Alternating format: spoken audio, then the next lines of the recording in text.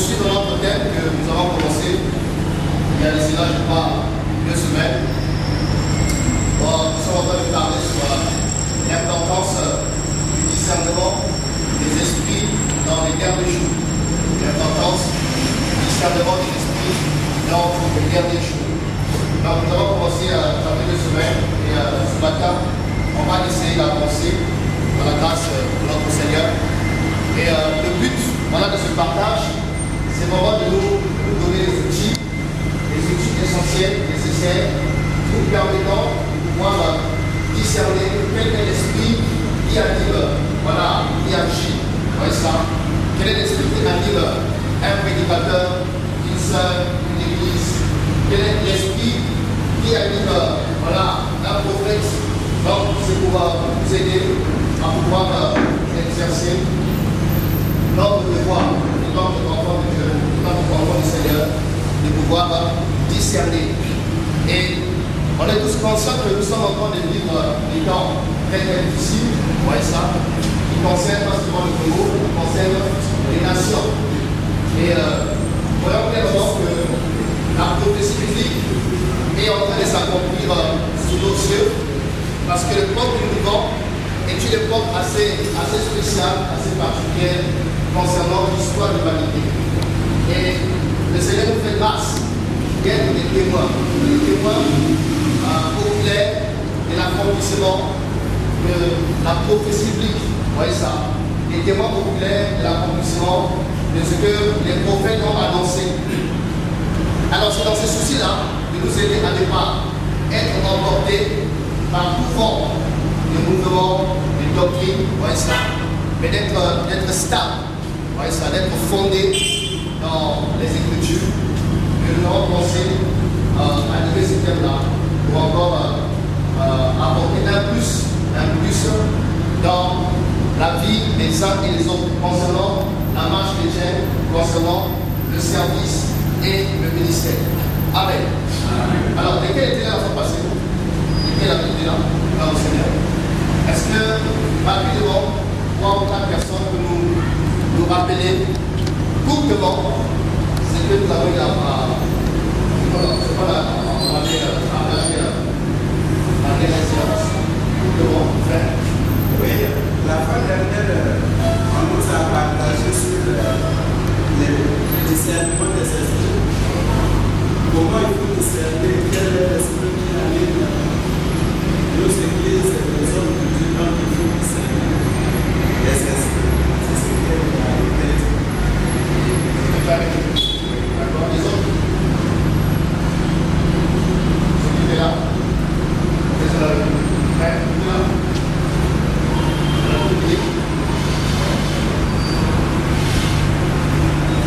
Pasteur?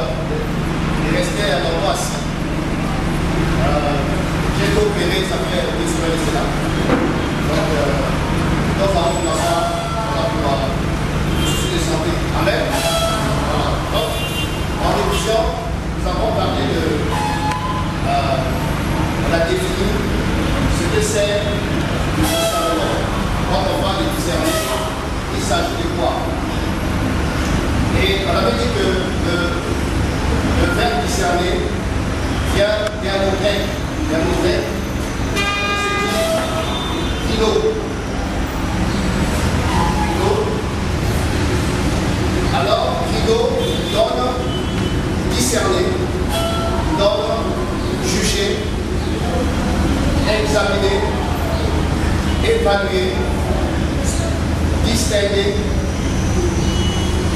mettre à l'épreuve, séparer dans tous ces différents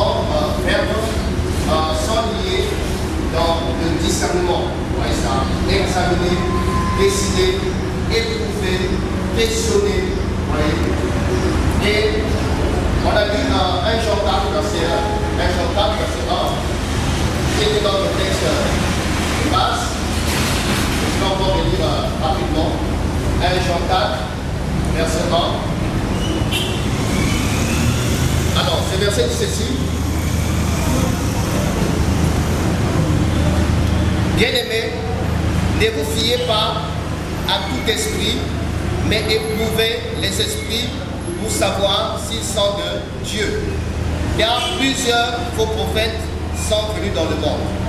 Alors qu'est-ce que Jean nous dit ici? Il nous dit que, étant qu'enfants du Seigneur, nous n'avons pas à nous fier à tout esprit. Nous n'avons pas à dire Amen à toute manifestation. Vous voyez ça?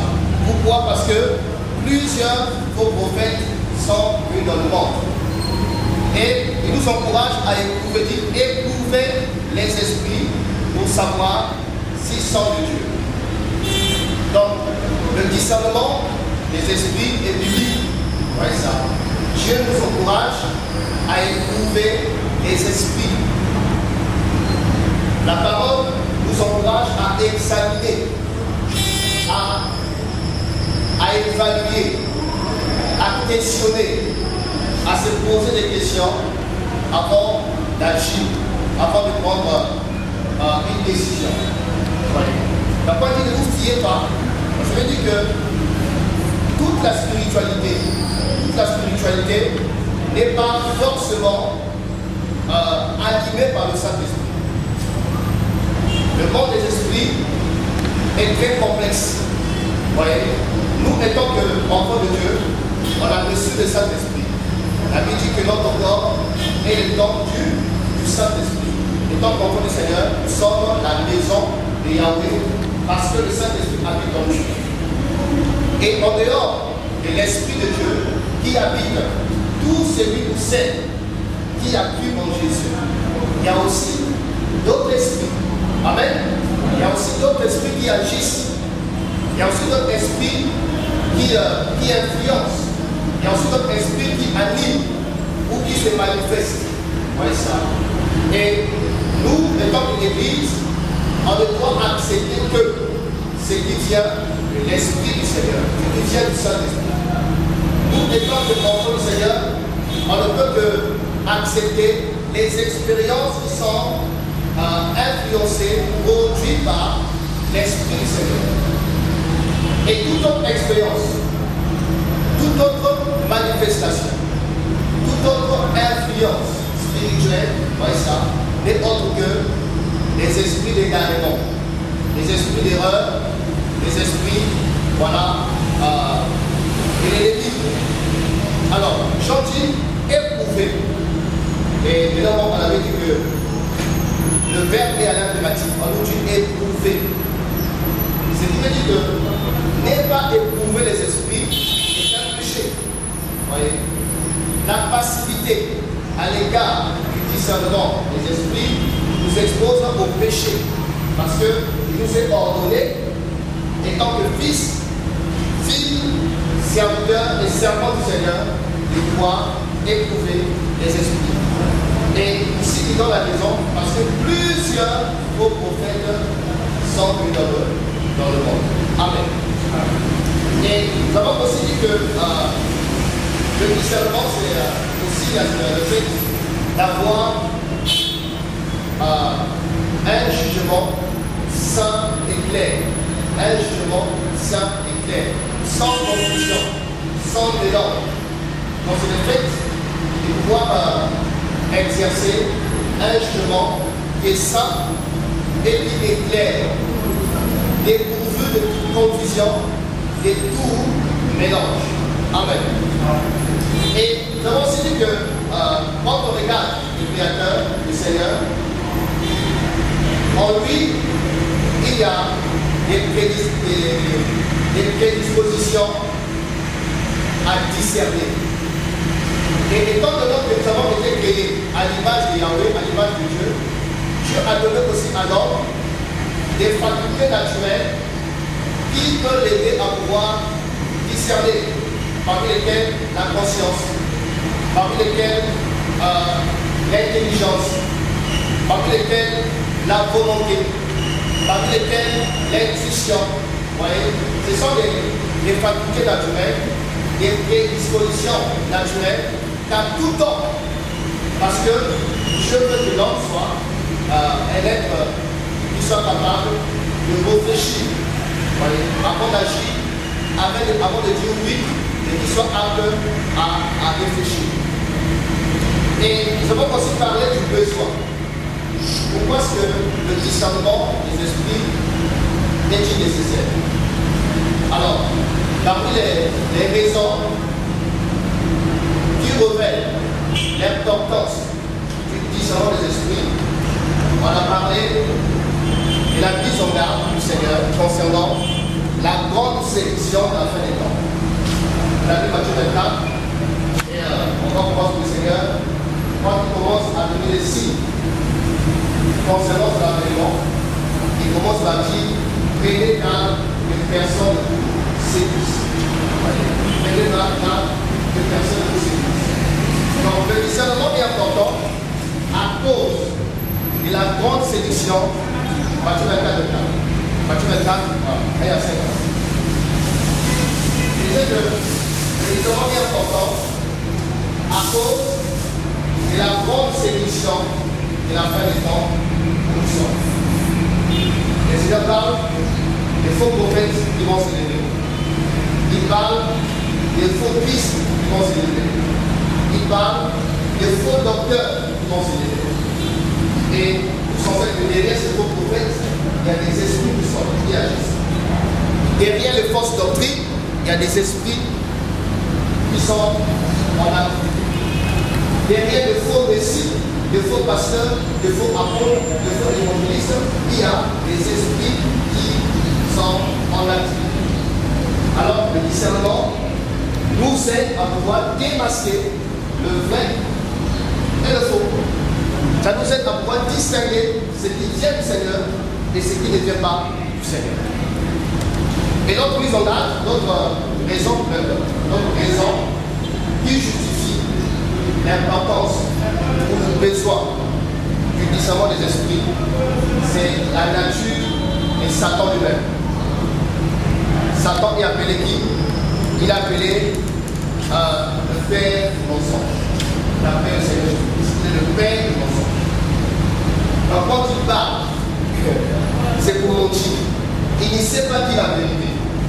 C'est-à-dire que quand il parle de son propre fond. Et son fond, il n'y a que le mensonge. Et l'ennemi, quand il parle, il est capable de maquiller le mensonge. De maquiller le mensonge, de façon quand tu l'écoutes, tu peux dire Alléluia, Amen. Mais un grand mensonge. Vous voyez? Il peut prendre la bonne nourriture, ton plat préféré là, il met une goutte de poison. Vous voyez? Mais quand tu ne vois pas ce poison là, tu vois seulement le plat que tu aimes. Mais dedans là, il y a la mort. Alors, vous voyez, Satan c'est le père du mensonge, d'où l'importance, étant qu'enfant du Seigneur, d'exercer, voilà, notre responsabilité de pouvoir discerner, examiner, éprouver, pour ne pas tomber dans le mensonge.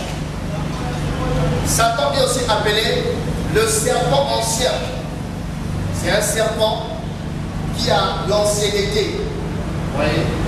Et quand on parle du serpent, on voit la ruse, on voit la flatterie, on voit l'hypocrisie, on voit les déguisements. La Bible l'appelle serpent ancien parce qu'il a de l'expérience pour séduire, de l'expérience pour égarer, de l'expérience pour pervertir les âmes, les familles, les nations et les peuples. D'où, mes amis, on a besoin, mes amis, que le Seigneur nous donne de pouvoir exercer notre devoir de serviteur, discerner et d'éprouver les esprits. D'ailleurs, on dit que Satan se déguise en ange de lumière. Et ses serviteurs également se déguisent en apôtres de Christ. Est-ce que vous comprenez ça? Il se déguise en ange de lumière. Et de quand tu le vois, tu vois un ange de lumière, tu vois un serviteur de Dieu. Mais c'est pas un ange qui craint le Seigneur. Alors quand il se déguise là, il y a besoin de discernement pour démasquer, pour identifier, pour le distinguer. Amen. Vous voyez?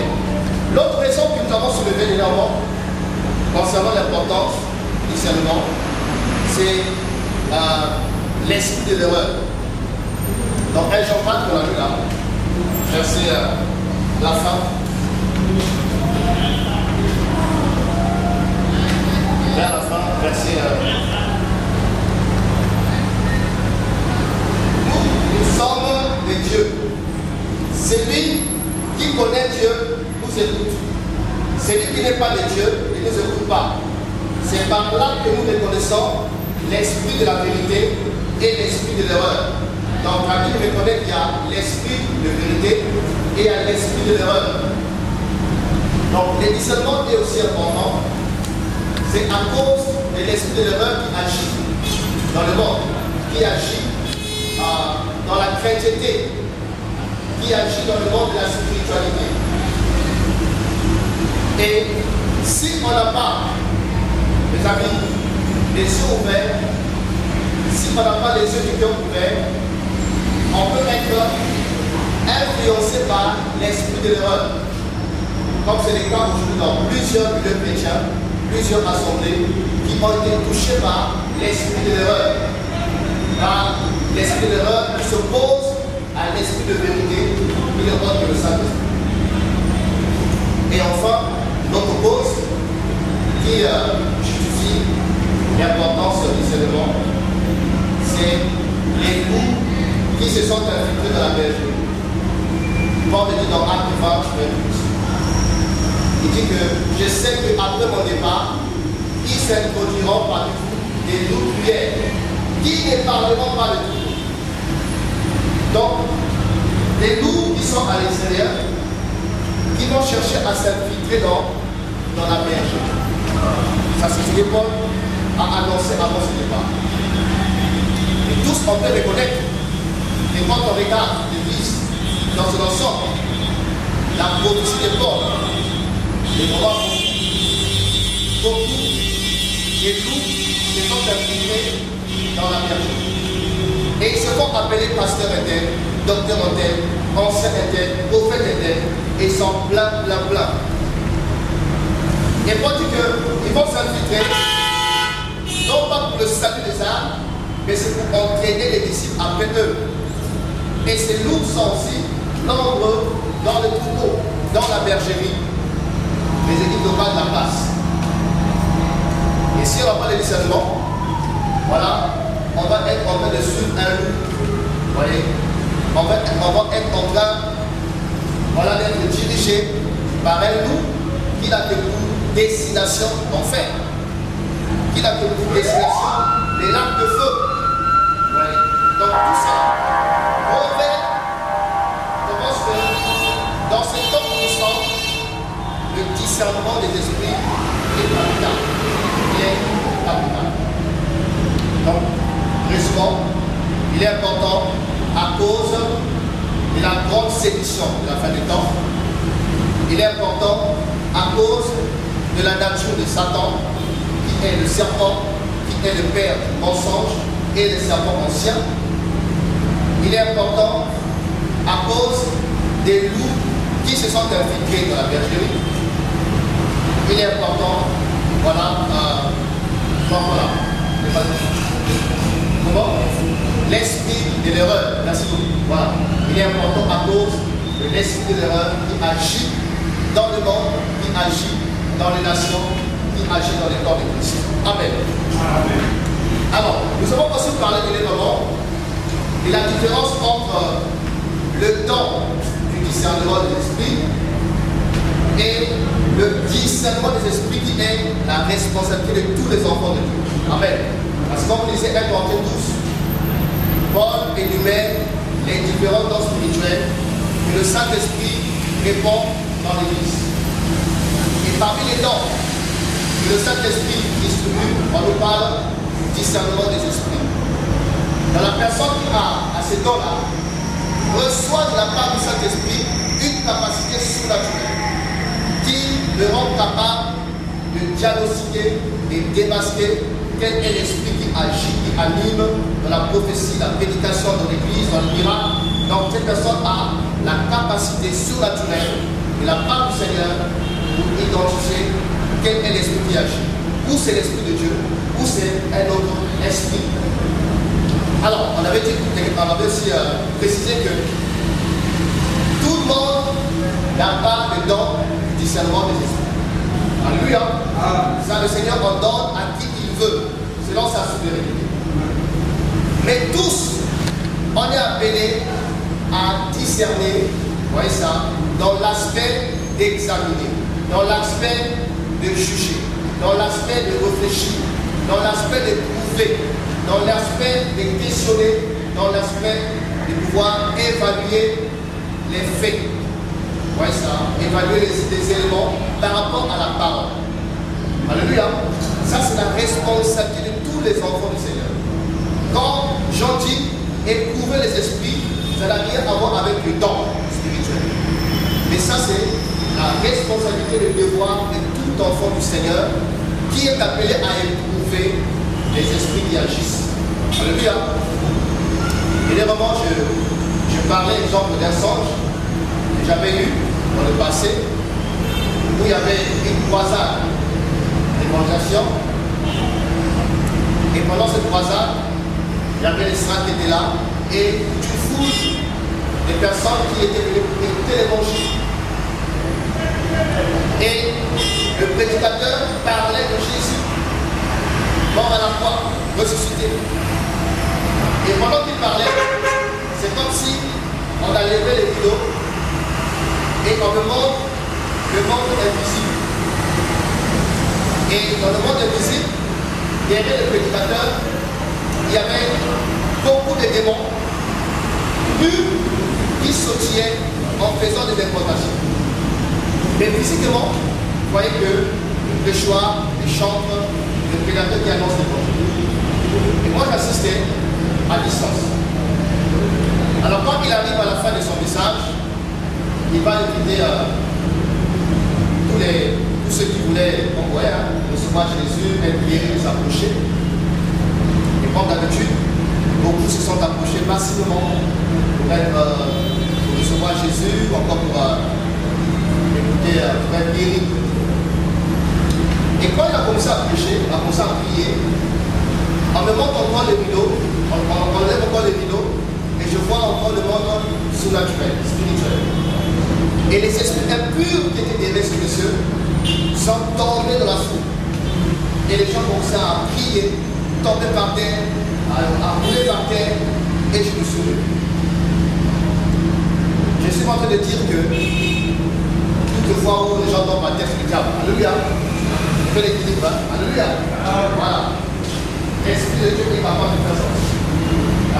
L'Esprit de Dieu est capable de se manifester de façon que les démons soient victoires. Mais toutes ces manifestations ne sont pas toujours le Saint-Esprit. Alléluia. Ne sont pas toujours le Saint-Esprit. Il y a des personnes qui ont baptisé avec le diable. Il y a des personnes qui sont allées chez moi en Inde, au Bénin, prendre le truc pour exploiter, pour manipuler, pour tromper la vigilance du peuple seigneur. Et ces personnes, humainement parlant, c'est difficile de pouvoir dire que non, ça c'est pas le Seigneur. Il y a besoin de quoi? Discernement de l'esprit. Ça fait de cela 5 ans ou 6 ans comme ça, 2011, donc 2 ans. Au mois de global, j'ai été une victime concernant la séduction, concernant ces choses que je suis en train de parler sur les esprits d'égarement. Je venais dans une assemblée qui prospérait par la grâce de Yahweh. Les choses allaient de l'avant. Il y avait un réveil parmi les jeunes, la soif du Seigneur, la crainte du Seigneur. la soif des Écritures. Pourquoi? En sentant que l'homme était en train de dévoler, d'exceller. Et ce fut pendant cette période de prospérité spirituelle, pour le dire, quel ami que j'ai connu avant la vie? Pasteur, avec qui on avait plus de contact pendant plusieurs années. Et il m'a contacté. Et on a échangé au téléphone, il était à domicile. Et il m'a dit qu'il venait à Pontoir pour un entretien d'embauche. Il m'a dit, tiens, à Pontoir, on aura le temps de discuter. Et il a arrivé ici à Pontoir. Je l'ai reçu ici au centre public, à la réception. Et on parlait. Il a venu passer, voilà. Est-ce que dimanche, je vois que dimanche, je n'ai pas de programme. Viens, nous connaissons Pascal, tu es bien. Je parlerai à l'équipe avec laquelle je travaille. Je peux encourager les enfants du Seigneur, partager l'évangile. Et voilà donc, je l'invite à l'assemblée et j'en parle aussi aux amis anciens qui le font. Ah voilà, un ami que j'ai connu, il est sérieux, tout ça. Pourquoi on ne le connaît pas? Si toi tu le connais, il n'y a pas de problème. Tu peux venir prêcher la parole. Et le 10 dimanche, il est arrivé. Et il a présenté l'évangile. Qui, en parenthèse, c'était magnifique. Ah. C'était magnifique. Beaucoup de alléluia, amen. Ah. Voyez ça. Et il a même prophétisé sur les gens. Voyez, les guérissants, les gens étaient guéris. Les gens reçus, en parenthèse, des dons spirituels. Comme toute l'assemblée était émerveillée de voir, waouh, quelle grâce, quelle onction, quel serviteur. Et le jour qu'il avait partagé l'évangile, je ne sais pas, je rentre à la maison, et vers 1h, elle sonne. J'entends le Saint-Esprit me dit, attention, esprit dégagé. Attention, esprit dégagé. J'avais du mal à faire un lien avec la rencontre de ces derniers, parce que je l'ai communiqué rencontre du Seigneur, pasteur. Et je commençais à fouiller les esprits de carence et des choses que je ne comprends pas. Or, le Seigneur, qui voit tout, avait vu le plan que l'ennemi avait planifié au travers de ce personnage, qui était venu avec une mission claire et précise. Voilà de m'entraîner dans la franc-maçonnerie. Alors il est resté avec nous pendant beaucoup de temps. On l'a inséré dans le collège, les prédicateurs, les anciens. Et au fur et à mesure qu'on avançait, c'était des plaintes par-ci par-là, des murmures par-ci par-là sur sa personne. Oh, il a dragué la sœur Ethel. Oh, il a fait ceci. Oh, il a fait ceci. Comment ça? On le fait asseoir, l'interpeller. Il était toujours en train de tout nier. C'est pas moi. On est en train de persécuter le serviteur de Dieu. Moi, je n'ai rien fait. C'est la seule qui me séduit. Jusqu'au point, il s'est retrouvé avec une sœur à l'hôtel. Et il a abusé de cette dernière. Ouais, ça. Et on l'a convoqué avec des anciens. Il dit non, en tout cas, c'est lui qui m'a séduit, c'est pas moi. Et puis, il ne s'est rien passé. Alors la sœur a testé que ce monsieur avait abusé d'elle. Et au fur et à mesure qu'on avançait, le Seigneur a utilisé tous les moyens possibles pour nous interpeller, pour attirer notre attention sur sa vraie identité. Attention, il y a un serpent parmi vous. Attention, attention. Mes amis, quand vous regardez la conduite, vous n'avez rien à le reprocher. Rien à le reprocher. Un homme généreux, un homme qui aide les démunis, un homme qui participe dans l'œuvre. Il avait acheté un solo, des gros solos là, tout ça. Pour nous aveugler, tout ça. Vous voyez? Donc, tu n'as pas idée que cet homme-là, il n'est pas de Dieu. Il n'est pas avec le Seigneur. Vous voyez ça? Jusqu'à ce que les sœurs commencent à aller chez lui, on entend que la sœur était dormi là-bas. Vous voyez? Mes amis, le Seigneur m'a beaucoup parlé au livre. Il nous dit, j'ai ouvert la porte. Et un jour, pendant qu'on priait, on avait une journée de prière. Une sœur va être saisie par le Saint-Esprit. Il va s'approcher de là où j'étais. Richard, pourquoi tu ouvres la porte? Pourquoi tu ouvres la porte? Avec un temps de rigueur. Mais je ne comprenais pas. La porte, c'est comment Seigneur. Vous voyez? Alors un jour, pendant qu'on priait, comme dans Acte 13, le Saint-Esprit a parlé en disant, mettez-moi à part Richard pour le ministère pastoral auquel le Seigneur voulait que je puisse exercer. Alors il fallait donc organiser un moment où on devait prier pour moi en public, de façon que je commence de façon officielle le ministère pastoral dans lequel j'étais déjà. Alors vous savez, la Bible dit, n'attristez pas le Saint-Esprit. Le Saint-Esprit, quand il est attristé, il fait ça. Il croise les bras. Le Saint-Esprit, quand il est attristé, c'est comme un moteur qu'on a arrêté. Il ne produit plus l'électricité. Et je reconnais, quand je regarde le passé, oui, que j'avais abondamment attristé le Saint-Esprit par rapport aux avertissements, par rapport aux interpellations. J'avais attristé l'Esprit du Seigneur. Et vous savez, quand l'Esprit de Dieu est attristé, Dieu vous livre. Alléluia. Dieu vous livre. Quand on rejette la vérité, Dieu nous expose la puissance des gars. C'est ce qui nous est arrivé. Vu qu'on ne voulait pas prendre au sérieux les instructions du Seigneur par rapport à ce personnage-là, c'est comme si Dieu avait ordonné notre diligence. On commençait à tout accepter. C'est comme à dire, bon, comme c'est la consécration, l'ordination, qui n'est pas d'abord biblique, voilà, qui est une doctrine humaine, excusez-moi, voilà, qui n'est pas biblique, l'ordination. Alors, depuis l'ordination, il faut une cérémonie spéciale pour introniser les frères du char. Vous voyez ça?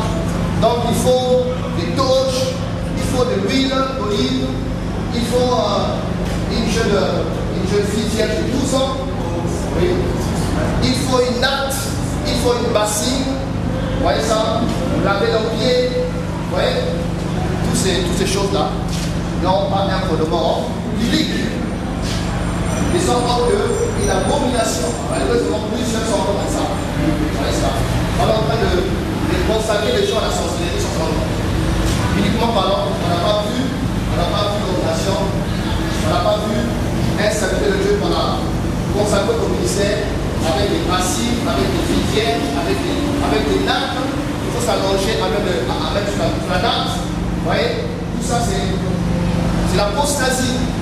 C'est l'apostasie, également. Et les jours J, la cérémonie s'est faite, voilà, sous la flotte. Et je ne vous ai pas les détails. C'était horrible. Quand je pense à ça, c'était horrible et honteux. Horrible. Vous voyez? Et pendant la cérémonie, il y a un ami très invité qui était là, qui va recevoir une vision en pleine lutte. Dans la vision, il a vu un champ. Et dans le champ, un bœuf qui était là, qui marchait. Et le bœuf était en train de suivre une direction donnée. Et je suis arrivé, j'ai saisi le bœuf et j'ai changé la direction du bœuf. Et après, nous avons un homme habillé en blanc qui avait plein de grains dans ses bras. Et il a commencé à brûler les grains.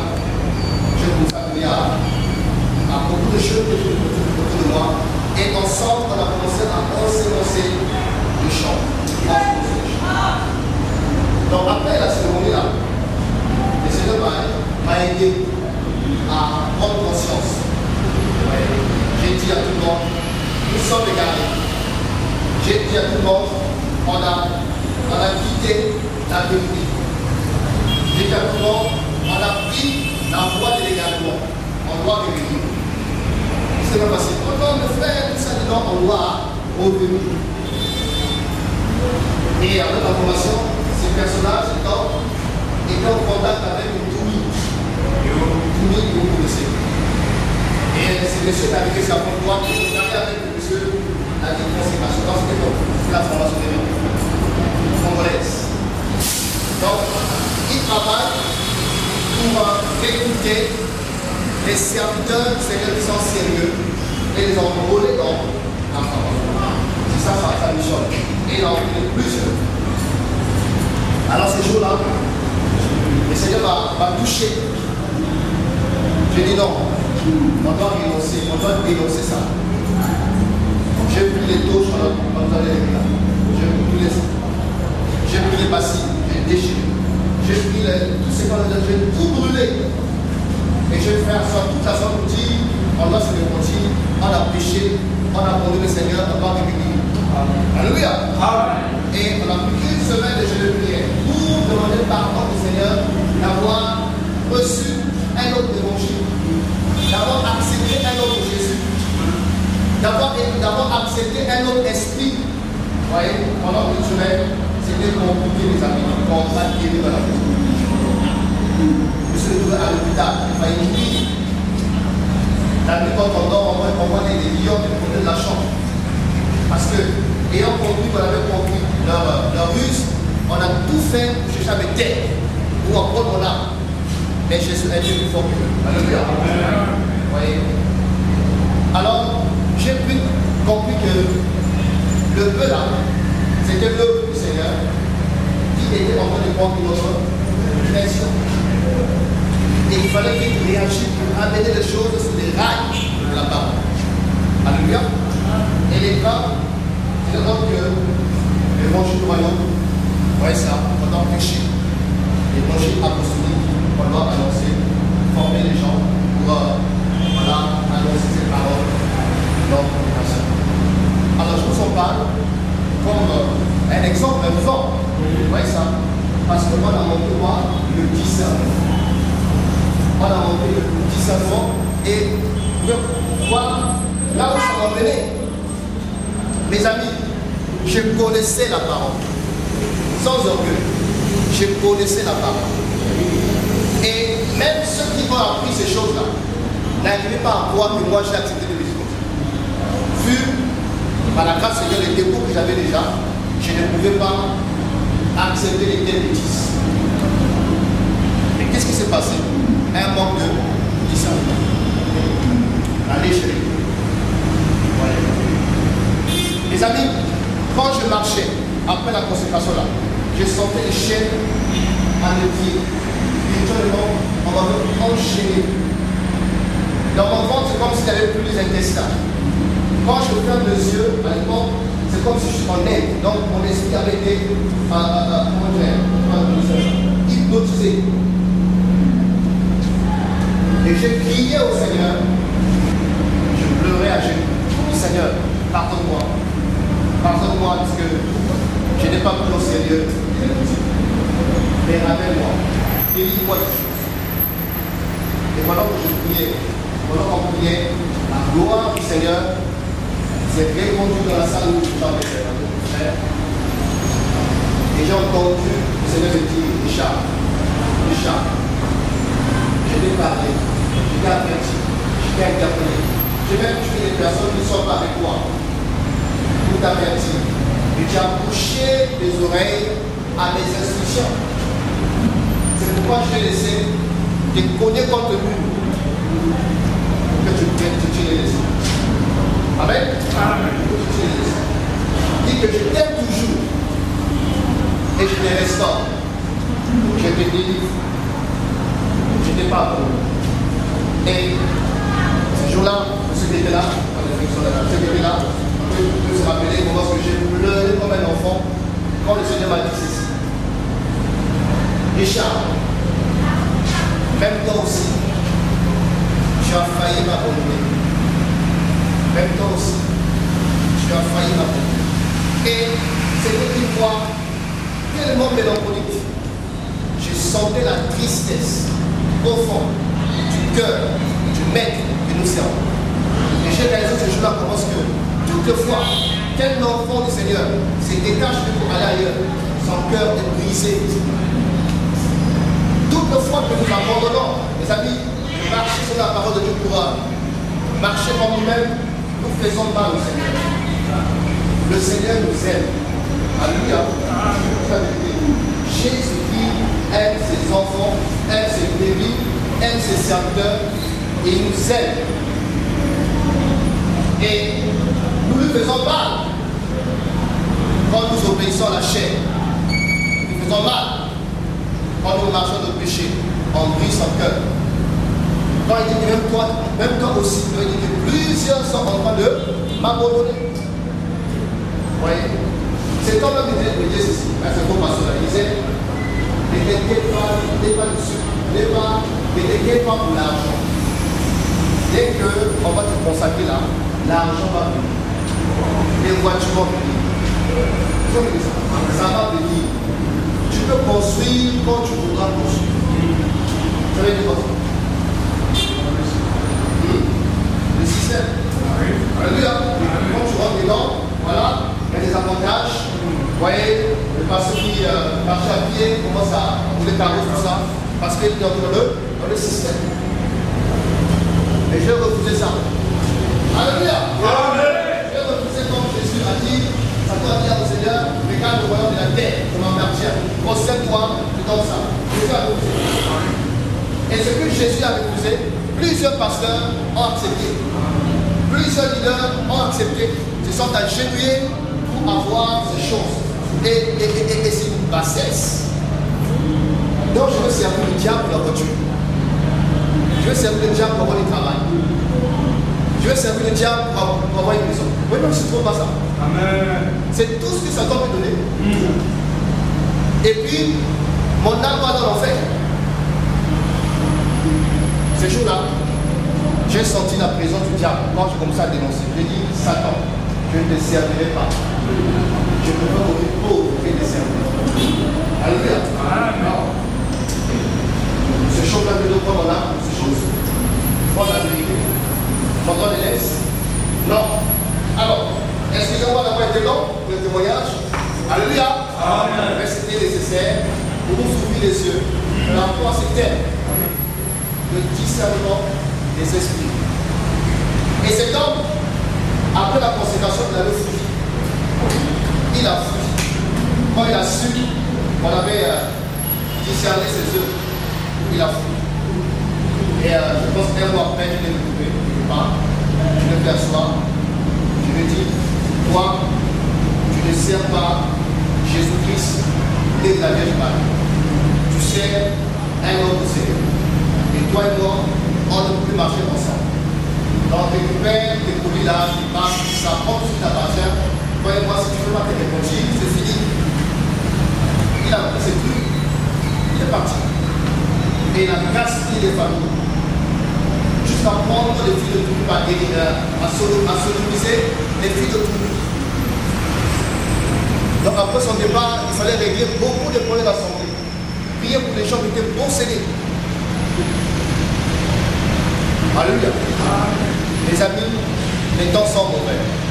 Les temps sont difficiles. Et ouvrons les yeux. Ne disons pas Amen à tout, à toute spiritualité. Amen. Alors, pour ce soir, on va avancer. On va avancer. On va parler de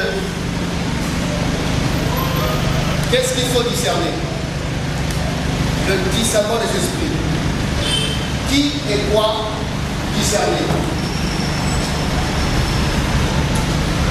3, 3 et 10.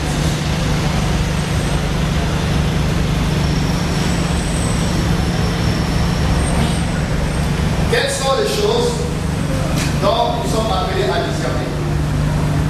Premièrement, la parole nous invite à discerner les prophètes. À discerner les prophètes. Alors, un prophète, par définition, c'est celui qui parle de la part du Seigneur. Le prophète, par définition, c'est tout simplement la personne par qui Dieu passe pour nous parler. Voyez?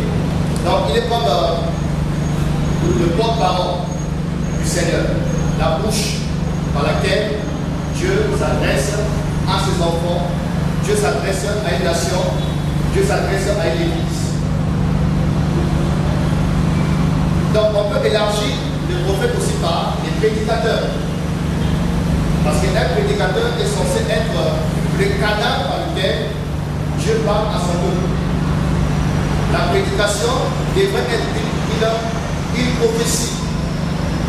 Et quand tu viens devant le peuple du Seigneur, tu ne viens pas dire, moi je pense que, à mon avis, mon opinion à moi, non.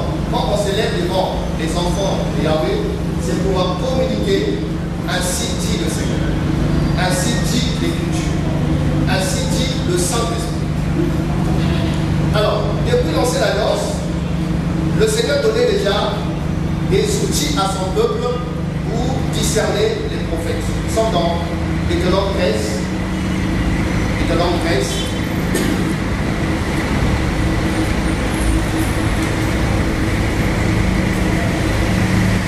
Je lis pour vous. Deutéronome 13, 1 à 5. Il est écrit: vous observerez et vous mettrez en pratique ce que je vous ordonne. Tu n'y ajouteras rien et tu ne reprocheras rien.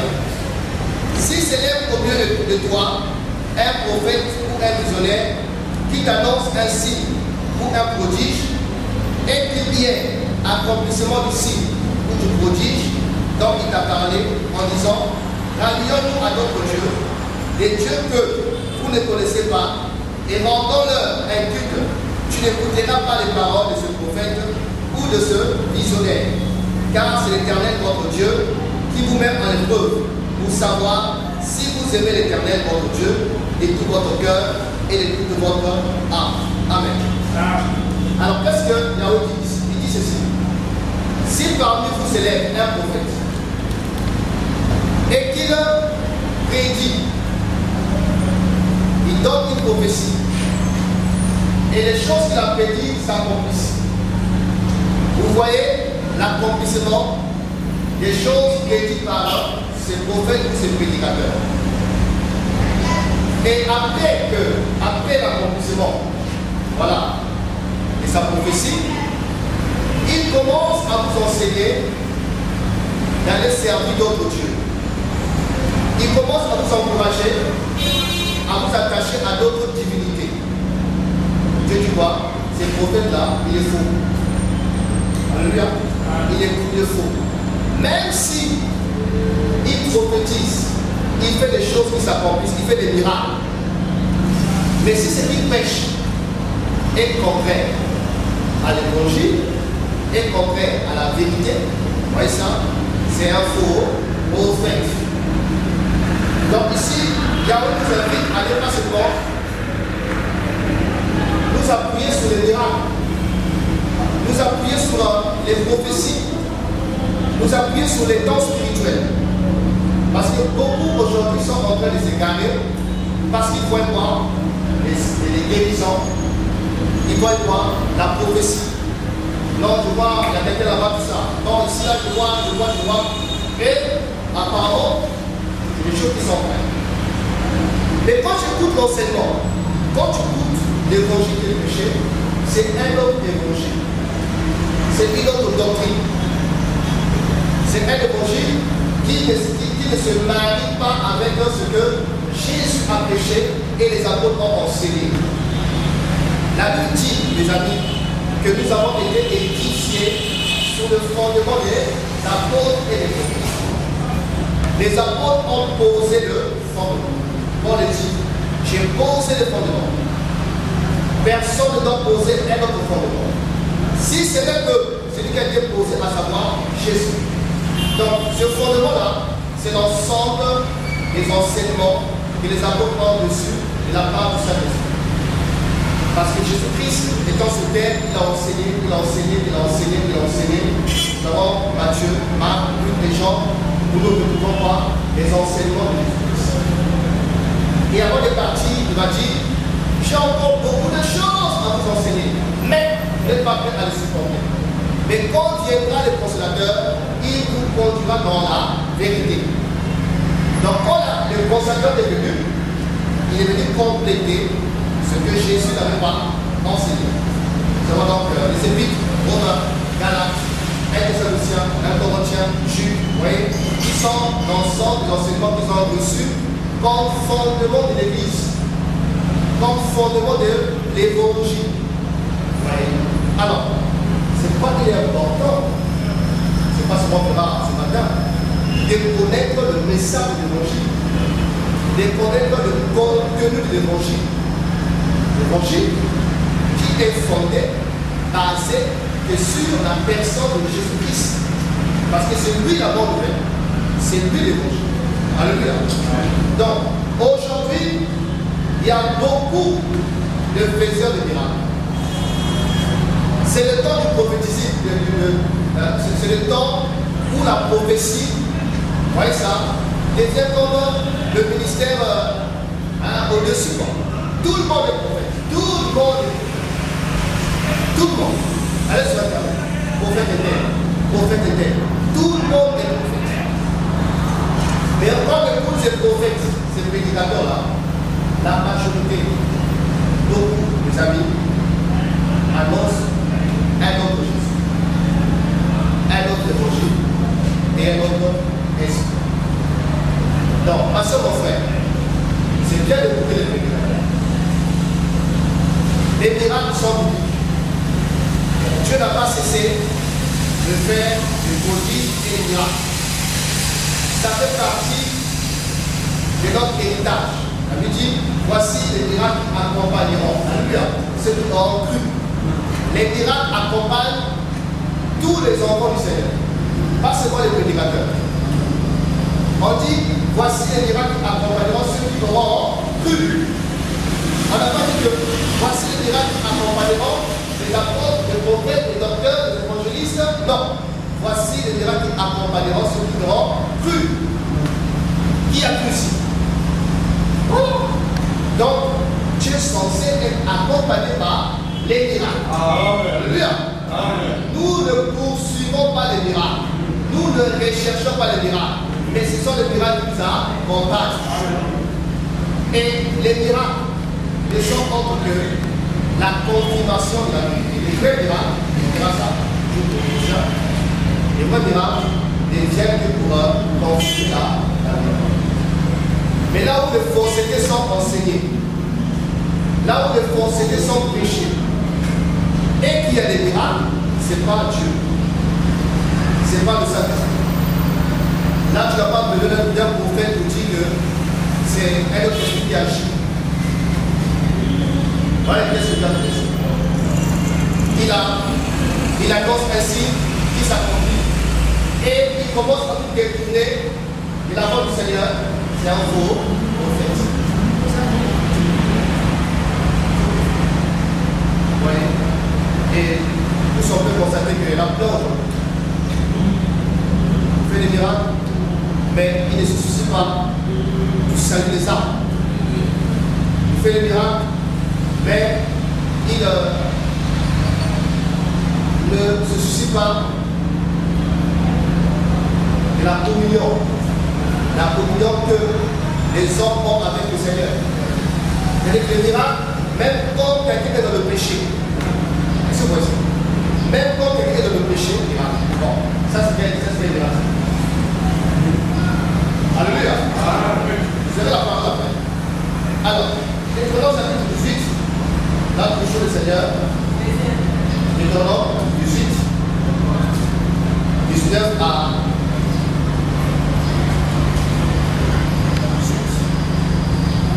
19 à 22. Quelqu'un peut lire pour nous? Maintenant, 18. 19 à 22.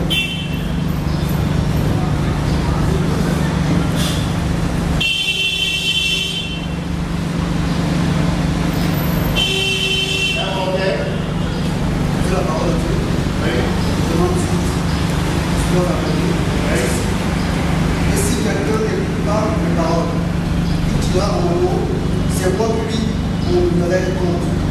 Mais le prophète qui aura l'audace de dire en nom une parole que je ne lui aurais point donné de dire, ou qui parlera au nom de Dieu, son prophète là sera plus de mort.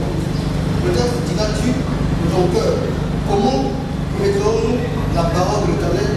Me répondre, dites, quand ce que dira le prophète n'aura pas lieu et n'arrivera pas. Ce sera une parole que l'Éternel n'aura pas dite. C'est par audace que le prophète l'aura dite. N'aie pas peur de lui. N'aie pas peur de lui.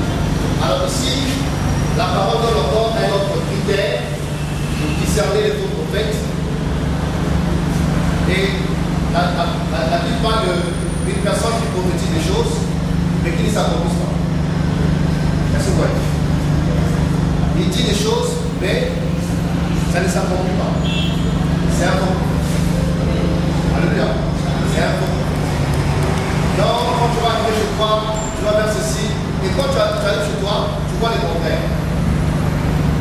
Est-ce que c'est Dieu qui a parlé? Non. Non. Et souvent, on descend dans les bras pour nous dire, non, ma soeur, cette année, c'est ton année. Tu vas te marier cette année. L'année qu'on va finir, sans que la soeur ne soit mariée. Donc cette année, c'est l'année de percée. C'est l'année de victoire, de conquête, tout ça.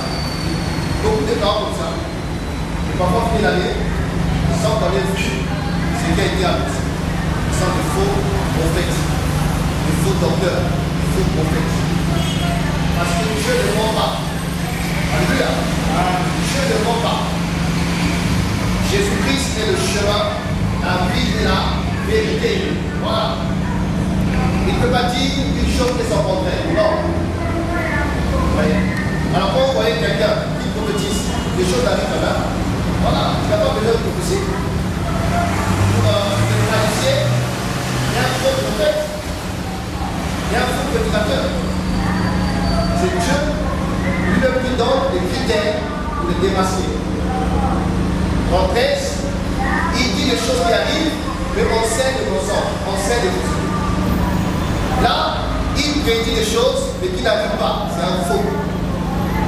Enfant du Seigneur, ne soyons pas passifs. Ne soyons pas passifs. C'est notre droit. Comme je disais, bien avant que le discernement est un commandement. Le discernement est une responsabilité. C'est un devoir. Le discernement, c'est une nécessité. C'est nécessaire que nous discernons. Matthieu 7, 14 à 15. Matthieu 7, 14 à 15.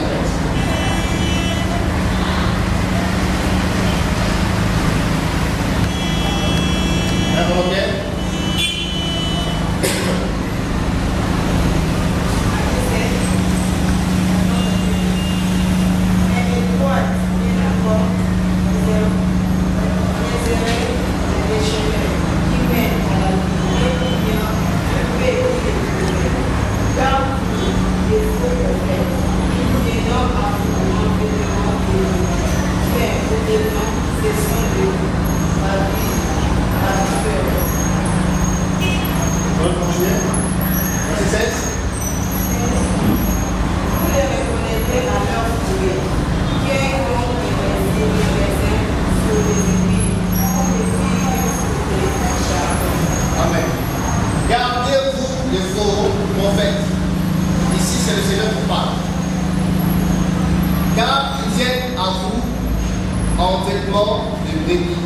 Mais au-dedans, ce sont des loups ravisseurs. Vous les reconnaîtrez par leur onction, ça? Vous les reconnaîtrez par leur prophétie? Par leur éloquence? Par leur sapologie?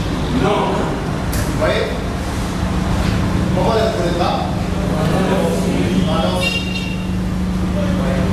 Donc si Jésus nous dit qu'on peut facilement discerner un faux prophète en s'appuyant sur quoi? Les écouts. Donc là, je prends mon temps pour observer l'arbre. C'est moi qui regarde l'arbre. Est-ce que l'arbre là a des bons fruits? Si c'est un pommier, il produira des bons. Si c'est un savetier, il produira des savons. Vous voyez? Souvent, nous séparons le prédicateur de la vie, de sa vie. On détache le prédicateur de la vie du prédicateur. Alors c'est pas comme ça. Vous voyez? Le prédicateur est lié avec sa vie. Même s'il dit de bonnes choses, même s'il est éloquent, même s'il manifeste les dons, regarde sa vie. Par sa vie, je peux me faire une idée de qui il est réellement. Mais l'erreur de plusieurs enfants du Seigneur, c'est de voir seulement le côté don. Jésus a dit, vous les reconnaîtrez par leur les fruits. Et là, c'est un lieu. Car les fruits de l'esprit, c'est l'amour, c'est la paix, c'est la joie, c'est la douceur, c'est la bonté, la maîtrise de soi, la tempérance, la concurrence, le caractère. Le fruit, c'est aussi quoi? Le caractère, le témoignage dans sa vie de famille. Le témoignage étant que d'époux, comment il vit sa relation avec sa femme à la maison. Comment sont ses enfants? Mais remarquez même parlant des anciens, avait dit qu'un ancien doit avoir un bon témoignage de ceux du dehors. Il doit bien diriger sa maison. Il doit avoir des enfants disciplinés. Est-ce que vous voyez? C'est-à-dire qu'au temps de la Bible, pour qu'une personne devienne ancien, en prenant le temps de voir les critères. Est-ce qu'il remplissait les critères familiaux, les critères sociaux, les critères moraux, les critères spirituels? C'était indispensable qu'une personne soit reconnue prédicateur ou responsable de l'Église. Mais ce n'est plus le cas pour nous. Tu vois un apôtre, tu vois un pasteur, tu vois un ancien, et tu vois sa vie, c'est-à-dire que c'est désagréable. Un ancien pasteur qui vit avec une femme à la maison sans mariage. Un problème? Alléluia. Il y a un problème. Vous voyez? Un ancien, quand j'arrive chez lui, c'est le désordre. La maison, c'est le désordre. La cour doit béton. Il y a un problème. Parce que le prédicateur est censé être un modèle pour le troupeau. Il doit soigner sa marche. Il doit soigner sa conduite. Il doit soigner, voilà, sa façon de vivre. Vous les reconnaîtrez par leur fruit.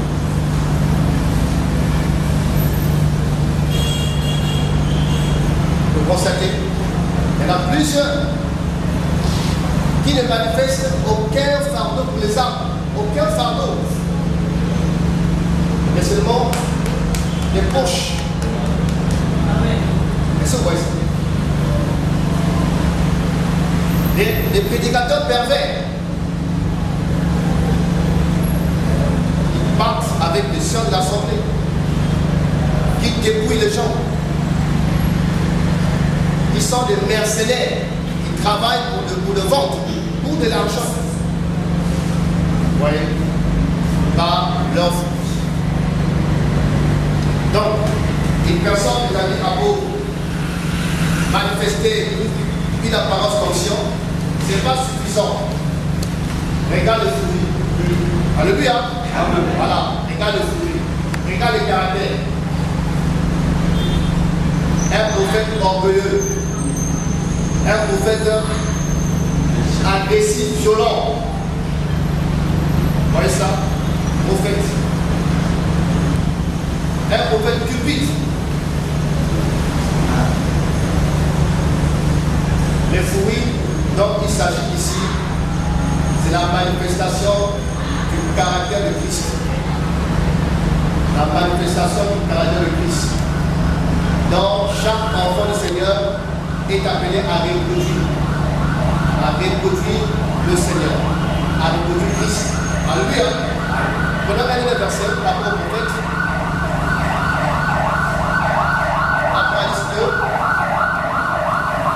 Apocalypse 2, verset 1 à 2. Apocalypse chapitre 2, verset 1 à 2.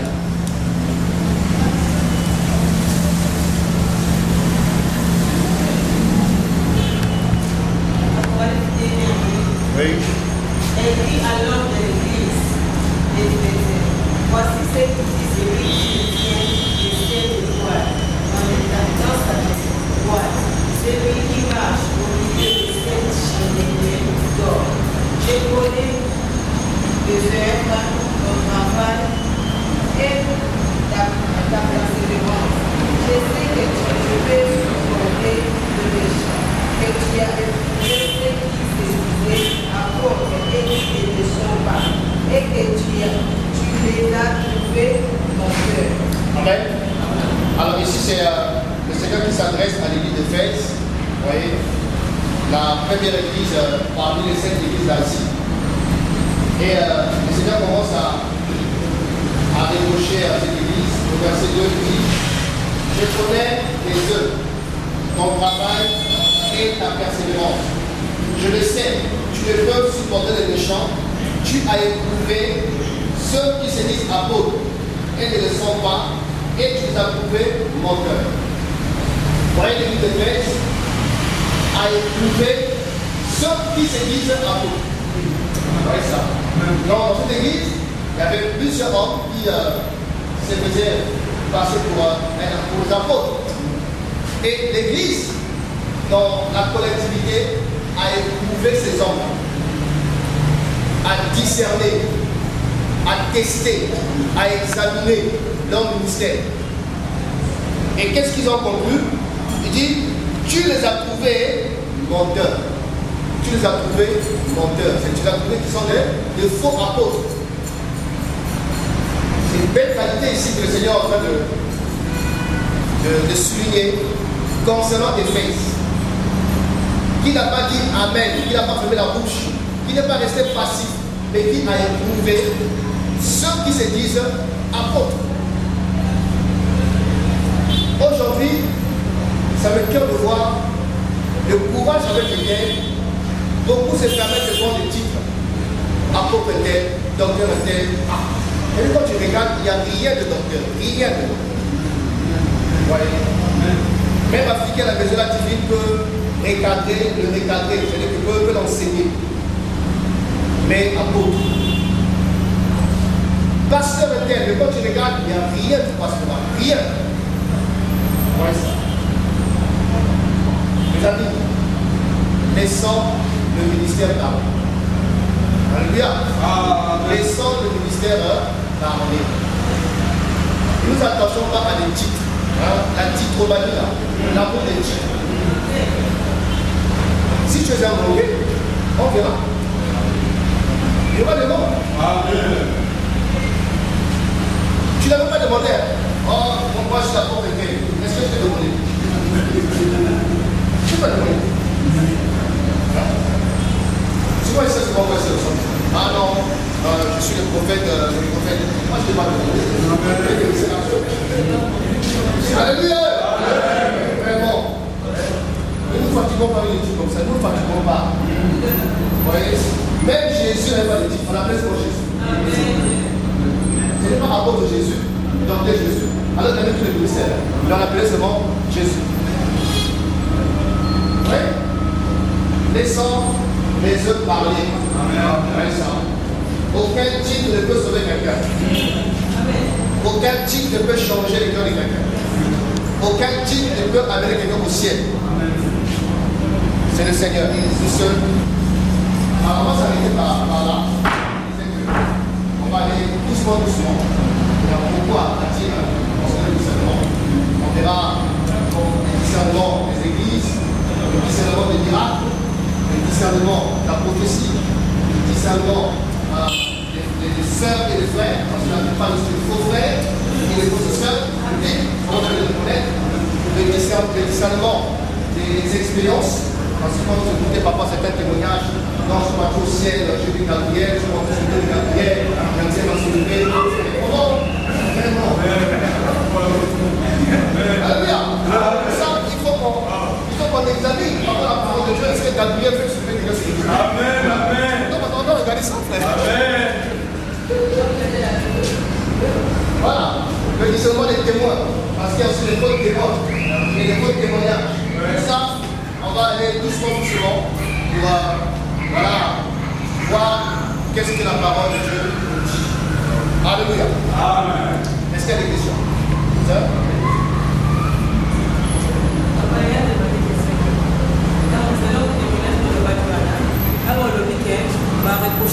par rapport à Makambo, donc, en fait, nous allons à l'église. Au moins, la pasteur m'a dit, comment est-ce que tu peux s'approcher pour nous défendre? Parce que nous sommes ratés. Au moins, au cause de la résistance, c'est un pasteur. Tu peux dire comment tu peux t'approcher pour parler? Oui, dans les journaux qu'on a vu, 18 là, je pense que vous n'avez pas attention. Deutéronome 22 dit, quand le prophète parlera au nom de l'Éternel et que sa parole ne se réalisera pas et n'arrivera pas, ce sera une parole que l'Éternel n'aura pas dite. C'est par audace que le prophète l'aura dite. Tu n'auras pas peur de lui. Tu ne les craindras pas. Donc, il ne faut pas, on doit respecter les hommes, mais on doit craindre le Seigneur. D'accord? Donc, la crainte des hommes est un piège. Ça peut nous empêcher de sauver les âmes, de sauver les vies. Quand tu es dans une assemblée, vous recevez un certain du Seigneur, le Seigneur demande quel est le nom qu'il le faut. Va voir le responsable. Partage ce que tu as reçu. Ah, prends l'homme que tu as reçu. Comme celui qui l'a reçu. L'homme que tu as reçu, voilà ce que c'est l'homme. Voyez. Et ça dépend aussi de ce que le Seigneur t'a dit. Il faut être à l'écoute du Seigneur. S'il te dit, va voir le concerné, va le voir. N'aie pas peur de lui. N'aie pas peur de lui. Va le voir à la fin. Dis, ah, comment? Là, je partage ce que j'ai reçu. La Bible dit, ne méprisez pas les prophéties, mais examinez, réglez ce qui est bon. J'ai reçu ça. Je dis, d'accord, c'est le Seigneur qui t'envoie vers cette personne. Alors, si tu as la voix du Seigneur, n'aie pas peur. Va, ouvre la bouche avec respect, avec douceur pour l'interpeller. Et tu as fait ta part. À Ézéchiel, il disait, si je dis au méchant qu'il mourra, si tu ne l'avertis pas et qu'il meurt, son sang sera rayonné.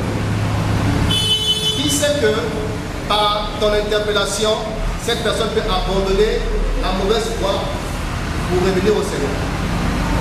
Donc, ça dépend de ce que tu as dit de la part du Seigneur. Si tu es acteur également, d'aller voir les responsables qui l'ont invité, va le voir. Je ne vais pas bien. Mais il ne faut pas avoir peur. J'ajoute encore un détail par rapport à ce prophète, hein, ce prédicateur dont je parlais, qui a failli m'entraîner la franc-maçonnerie. Quelques années après, on a appris qu'un pasteur de la place n'avait reçu chez lui. On a appris ça. Moi et mon équipe, on a mené des investigations et on a constaté que c'était vrai, il était dans une église à Pointe-Noire. Et les recherches qu'on avait menées nous ont mené à constater que les mêmes dégâts qu'il a fait là où j'étais, les mêmes dégâts qu'il avait fait là-bas. Est-ce que vous voyez? Et on est parti voir le pasteur là. Pour dénoncer ce monsieur que tu as reçu là, voilà ce qu'il est. Le pasteur a pleuré. Et quand on a vérifié, c'est trop tard. Les dégâts. Et il a chassé. Vous voyez que si on avait l'information et on connaissait sa vraie nature, donc je dis bon, ça ne nous regarde pas en quoi de moi, ça c'est pas notre problème. Devant le Seigneur, on ne coupe pas. Vous voyez, on ne coupe pas devant le Seigneur parce que le Seigneur l'avait livré et on connaissait qui il est. Donc à partir du moment où on avait la révélation du Seigneur, on est parti voir le pasteur sérieux aussi, hein, qu'il avait reçu. Il lui dit que non, regarde cet homme-là, ce qu'il a fait chez nous. Regarde ce qu'il est, regarde ce qu'il est, regarde ce qu'il est. Et il appelait ses collaborateurs. Ils ont vérifié, c'était les mêmes choses qu'il a fait. Accoucher avec les sœurs au bureau du pasteur. Vous voyez? Et cet homme avait été chef. Vous comprenez? Donc on peut parler de comment? Attends d'abord. Donc, juste là-bas. Oui. Selon le partage, la source de partage, le témoignage aussi. Mais ma question est sur le message de Jésus, quand tu parles dans Jean chapitre 10, verset 27. Il dit, mes brebis entendent ma voix, je les connais, ils me suivent. Mais en ces temps de la fête, comment reconnaître la vraie voix du Seigneur? Comment reconnaître la voix du Seigneur? La voix du Seigneur. Bon. La voix du Seigneur n'est autre que sa parole. Dans Hébreux 1, verset 1, la Bible dit, après avoir parlé à nos pères, à plusieurs reprises, par les prophètes, Dieu, dans ce temps de la fin, nous a parlé par son Fils. Et le Fils a parlé. Il a parlé dans les évangiles et il a parlé aussi au travers des apôtres. Donc la voix du Seigneur, c'est aussi sa parole. Vous voyez? Donc c'est d'où l'importance de connaître la parole de Dieu. Parce que le Seigneur ne peut pas contredire sa parole. C'est pas possible. La Bible dit que la véritable foi, la foi vient de ce qu'on entend, et ce qu'on entend vient de la parole de Dieu. Donc la voix du Seigneur, c'est sa parole. La voix du Seigneur aussi, c'est son esprit qui est en nous. Le Saint-Esprit qui a fait de notre corps son temple. Et l'Esprit de Dieu n'est pas muet. L'Esprit de Dieu n'est pas muet. L'Esprit parle. Et le Seigneur nous conduit aussi par son Esprit qui agit en nous. Il peut nous communiquer des convictions, nous communiquer un fardeau, une orientation, une directive. D'accord? Bon, ça c'est encore notre sujet, on va le voir. La Bible dit que Dieu parle tantôt d'une manière, tantôt d'une autre, mais on ne prend pas garde. Donc Dieu peut parler par la prophétie, par sa parole, par des songes, par des circonstances. Est-ce que vous voyez? Maintenant c'est à nous maintenant de discerner sa voix dans les différents langages. Tous les songes ne sont pas des sons qui viennent du Seigneur. Toutes les visions ne sont pas les visions que du Seigneur. D'où l'importance du discernement qui nous aide à pouvoir identifier la voix du Seigneur dans tel songe, dans telle vision, dans telle prophétie, dans telle circonstance. Et le secret c'est l'intimité avec le Seigneur. Cultiver, entretenir et approfondir l'intimité avec le Seigneur. Je m'appelle Richard. On peut prendre 15 Richard ayant le même prénom que moi. On le met dans cette salle. On ferme la porte. Ma femme est derrière la porte là-bas. Il appelle Richard. Non, moi j'appelle ma femme par son nom. Vous voyez ça? Ou un autre Richard appelle mon épouse. Elle sera capable, je crois bien, de discerner la voix de son mari. Alléluia. Bien que les 15 sont de Richard, mais vu l'intimité qu'il y a entre moi et elle, est-ce que tu vois? 12 ans de mariage. Demain, on aura 12 ans de mariage. Donc, tout ce temps-là, il y a une profonde intimité qui la rendra capable de reconnaître la voix de son époux facilement, sans tâtonner, sans tout. C'est bon, frère? Ok. Oui, frère?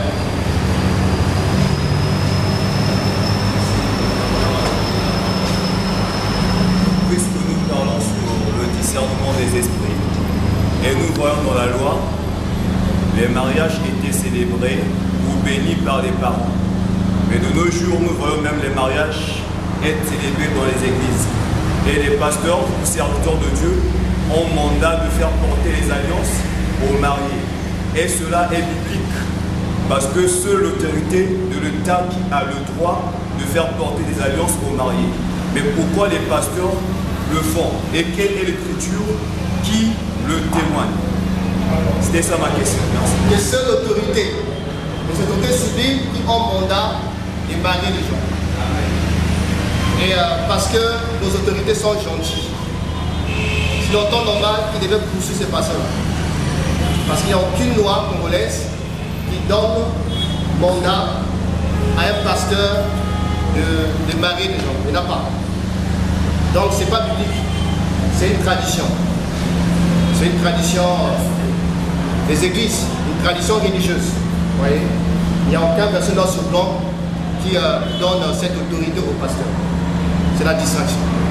Tout simplement. Waouh! Oui, frère. C'est chaud.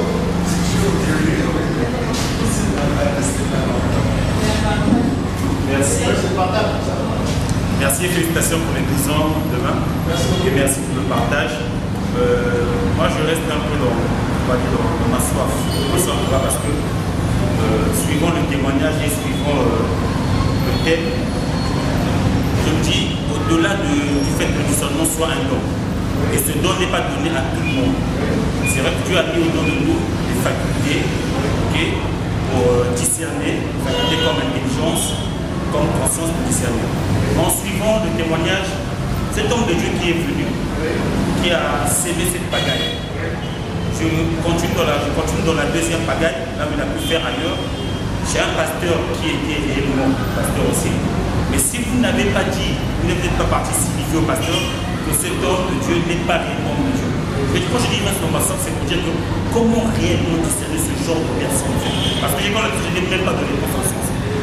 Si le don de discernement est un don qui n'est pas donné à tout le monde, et nous par notre conscience ou encore par notre intelligence, on voit que cette personne qui est déguisée comme homme de Dieu mais qui ne l'est pas, a même parfois fait des bons actes, a même à la limite des bons fruits. Les bons fruits aujourd'hui pour les gens, c'est quoi? C'est ceux qui ont la libéralité, ceux qui partagent, ceux qui apportent des dons. Mais aller même dans la profondeur de la vie de la personne quand elle dort, on ne peut pas savoir ce qu'elle fait quand elle dort. Donc c'est un peu difficile. Et nous aussi, on peut terminer, la plupart des chrétiens, si le malin ou encore ceux sur les francs-maçons arrivent à être au-dessus de nous, parce qu'ils ont une certaine union que nous, on n'en a pas. Ils ont un certain partage, nous, on n'en a pas. On n'est pas puni, on est souvent difficile. Donc voilà un peu, je reste dans ma soif parce que c'est difficile, vraiment, très très difficile à réellement discerner si on a... D'accord. Vous savez, comme on a commencé, j'ai rappelé, quand je parlais de la nature de Satan, qu'on appelle le serpent ancien. Vous voyez? Et je disais que ces titres nous parlent de l'expérience qu'il a cumulée pendant des millénaires. Vous voyez? Pendant des millénaires pour s'infiltrer, pour désorienter, pour égarer les gens. Donc il a cumulé une grande expérience. Mais cette grande expérience n'est rien devant le Seigneur. n'est rien devant le Seigneur. Parce que Yahweh le sommeil, il est dort. Et tout est à nu et à découvert devant le Seigneur. Dans l'Apocalypse, en parlant de Christ, on le montre comme celui qui a les 7 yeux. Hein, les 7 yeux. Il nous parle de sa capacité de tout voir. Il est omniscient, il connaît tout. Alors, parmi les stratégies de l'ennemi, c'est quoi? C'est que l'ennemi, il ne vient pas avec des cordes. Vous voyez ça? S'il vient avec des cordes, facilement on peut les démasquer et en prendre position. Mais la stratégie la plus forte et souvent qui réussit, c'est de se déviser. Voilà, de nous prendre dans les sentiments. Hein, dans les sentiments. Et quand déjà, sur le plan sentimental, on est déjà lié, on a déjà ouvert la porte, on dit que c'est un frère, c'est un pasteur, là, c'est difficile encore de réagir. J'ai parlé de mon cas. Dès le premier jour, le Seigneur a parlé. Attention, esprit d'égarement. Donc, si je n'avais pas raisonné avec moi-même, je dis, oh, mais c'est qui? Comment esprit d'égarement? Donc, depuis sa première prestation, on devait l'arrêter. Vous voyez ça? Donc, voilà, ce n'est pas le Seigneur, mais c'est nous souvent. Qui souvent, nous sommes sentimentaux. Vous voyez? Et le pasteur également, après que j'ai exposé, c'est comme si les écailles sont tombées. Ils sont rendus compte, mais tiens, ah! Donc comme des puzzles, hein, on commence à rassembler des puzzles. Ah, ouais, tel jour. Donc lui aussi, dès le départ, le Seigneur l'avait déjà interpellé. Vous voyez? Mais, comme je dis, ces hommes-là, ils se servent de la ruse, hein, donc des dents, tout ça. Tu regardes, c'est non, pas lui, non, pas lui. Vous voyez? Donc le problème, c'est... comme j'ai déjà dit, hein, notre intimité qu'on doit beaucoup travailler. Apprendre à faire confiance au Seigneur. Si le Seigneur te dit que le Richard c'est un sorcier, je suis un sorcier. Tu vas t'arrêter pour dire, oh, comme Richard qui prêche là, le frère qui enseigne bien tout ça.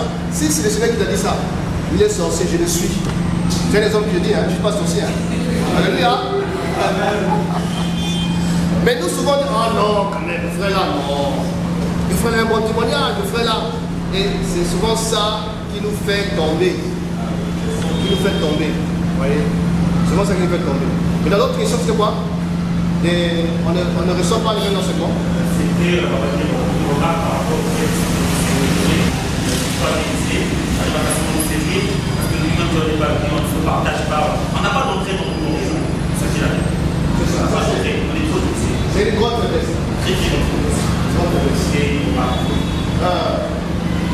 Très là, c'est bon. On s'attend là-bas, on fait là-bas. Merci beaucoup pour le partage. J'ai en réalité trois questions. La première question, c'est autour de la prophétie qu'on venait de lire là. Deutéronome 18, 19 à 22. Et cette prophétie a été répétée par, je ne sais pas si c'est un souverain sacrificateur, pendant l'arrestation du Seigneur. Je crois que c'était Caïphe qui récitait cette prophétie. Maintenant, j'aimerais savoir, Caïphe, en répétant cette prophétie devant le Seigneur, qui lui n'était pas en faux par rapport à tout ce qu'il faisait, est-ce que c'est Caïphe qui était faux ou c'est un manque de discernement de sa part? La seconde question, c'est, je veux savoir, dénoncer nommément un faux prophète, est-ce mauvais?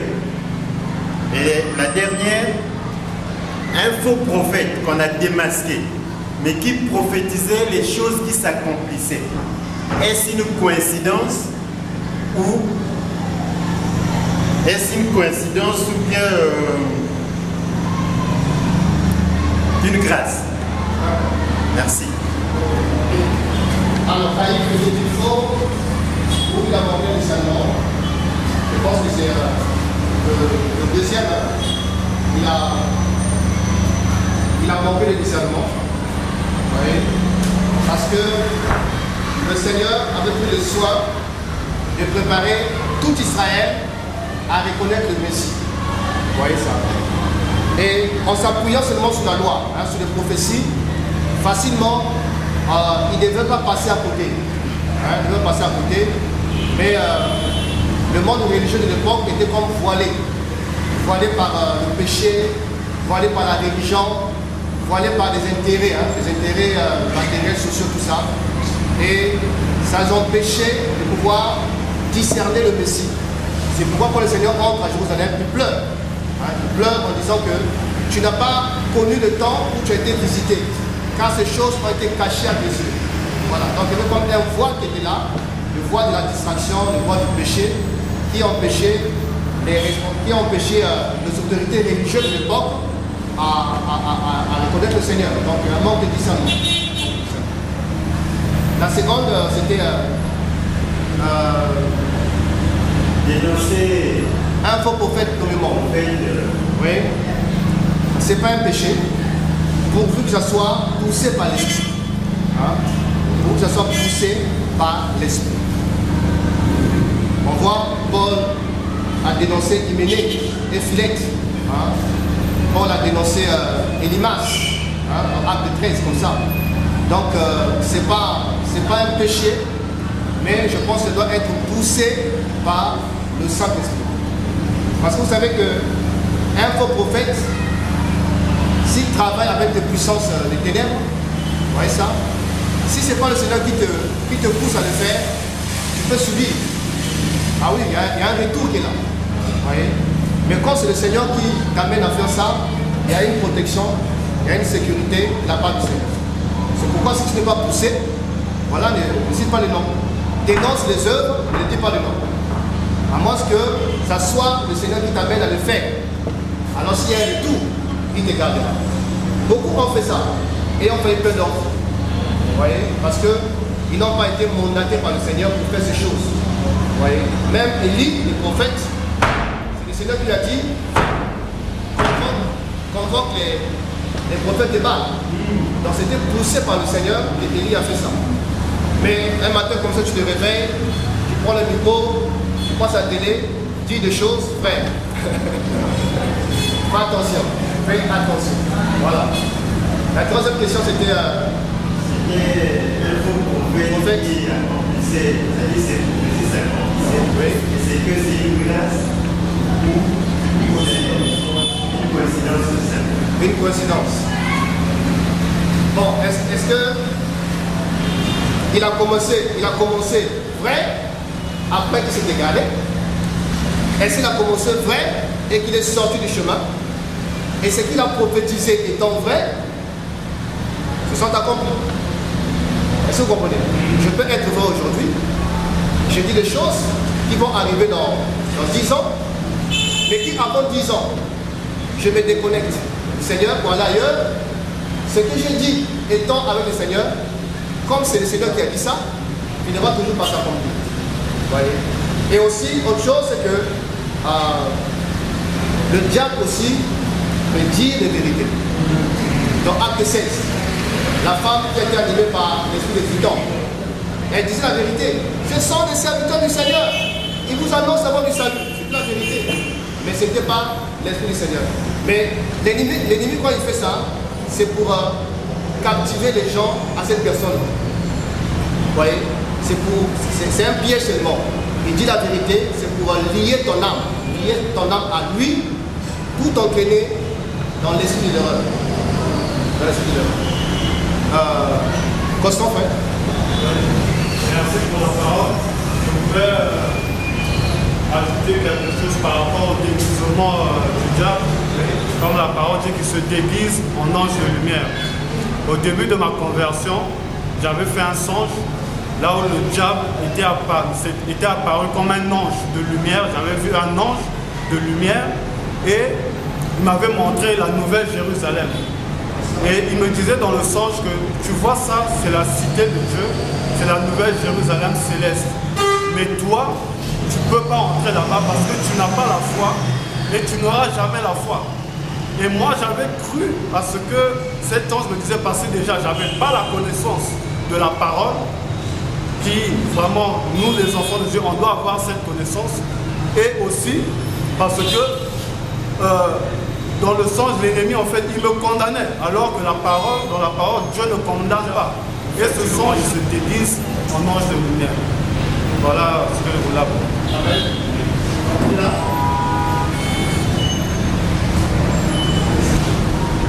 Actuellement, la Bible nous dit dans le livre de 1 Corinthiens chapitre 1, le verset 10, ayant tous le même langage. Mais en regardant dans toute l'église de la place du Congo, je peux dire, en vérifiant les Écritures, sinon Jean 12, verset 48, que le Seigneur dit, ceux qui négligent ma parole à un juge, et vous serez jugés à travers la parole que j'ai annoncée. Et en écoutant l'explication, et j'ai bien écouté que non, les apôtres ont été venus pour éclaircir la parole. Aujourd'hui, nous tous, nous sommes prophètes, selon le Saint-Esprit que nous avons reçu. Maintenant, en regardant encore dans la parole, et de ce côté-là, comment faire pour discerner? Aujourd'hui, le langage là, il n'y en a plus. Dans chaque église a sa forme, a sa qualité. Lorsqu'on parle de femmes qui portent des habits d'hommes, c'est là dans chaque église. Les chevelures que les femmes ne peuvent pas mettre, les boucles d'oreilles, c'est dans chaque église. Mais non, je ne comprends pas. Comment faire maintenant pour discerner là où on est? Bon, le problème du corps d'église aujourd'hui, c'est un problème d'interprétation. Vous voyez, c'est au niveau de l'interprétation des textes, l'interprétation des versets qui pose le problème de l'unité.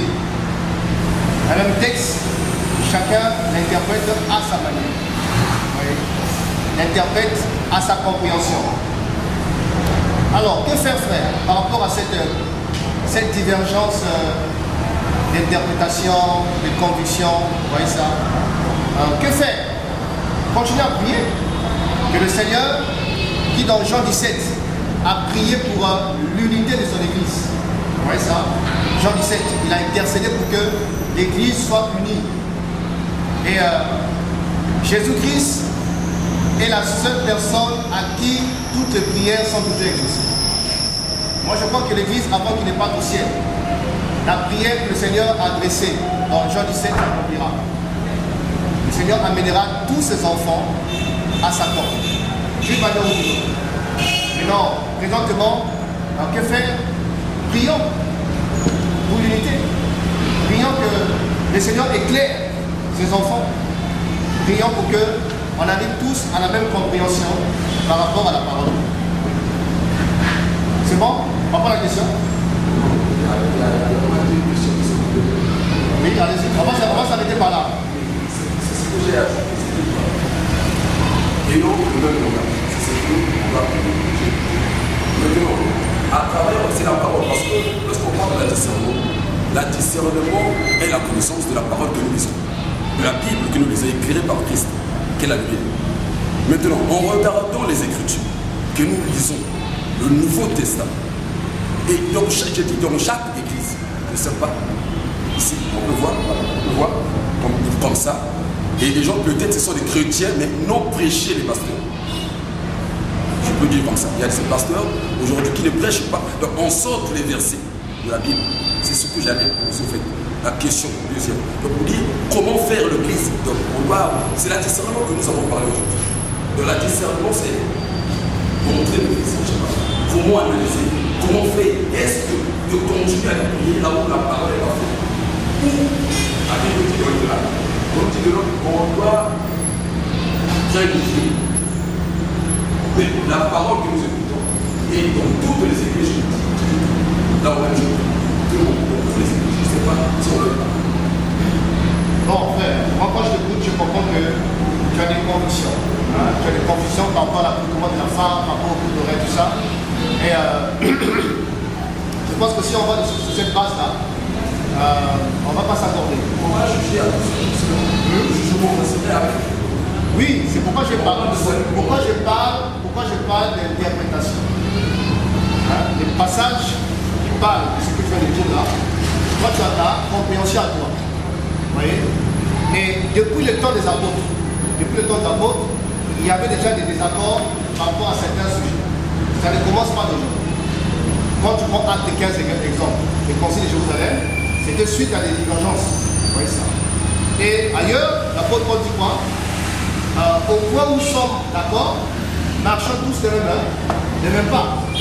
Donc, au point où nous sommes d'accord. Donc, il y a des points auxquels peut-être qu'on ne s'accorde pas, mais au point où nous sommes d'accord, concernant l'essentiel, la base de l'évangile, marchons, il n'y a même pas.